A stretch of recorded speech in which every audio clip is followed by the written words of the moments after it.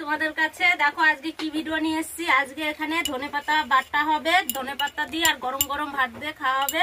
ধনেপাতা বাটার জন্য আমি শুকনো লঙ্কা নিয়েছি, আর এখানে 4 কা রসুন আমি ভেজে নিয়েছি, 4-5 কর মতন রসুন ভেজে নিয়েছি। এবার ধনেপাতাগুলো আমি এইভাবে বেটে নেব। এই দেখো ধনেপাতা, আর এখানে গরম গরম ভাত, সাথে রয়েছে শুকনো লঙ্কা, কাঁচা লঙ্কা, পেঁয়াজ আর নুন তেল দিয়ে আলু সেদ্ধটা মেখিয়ে নেব।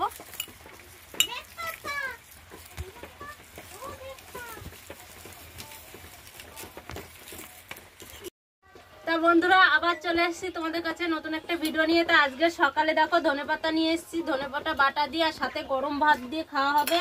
তো ধনেপাতা বাটার জন্য আমি নিয়েছি শুকনো লঙ্কা ভেজে নিয়েছি, আর 4 কোয়া রসুন নিয়েছি। এখন আমি বেটে নেব।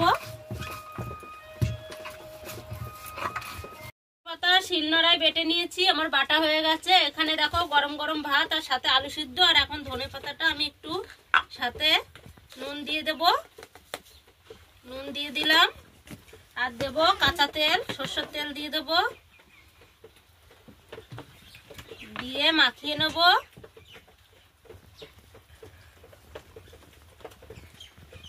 গরম ভাতের সাথে খেতে খুবই স্বাদ, খুবই সুন্দর লাগে খেতে।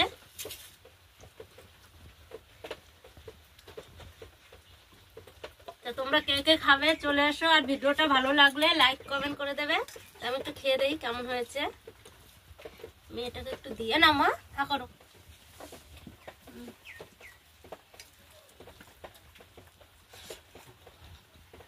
দারুণ হয়েছে।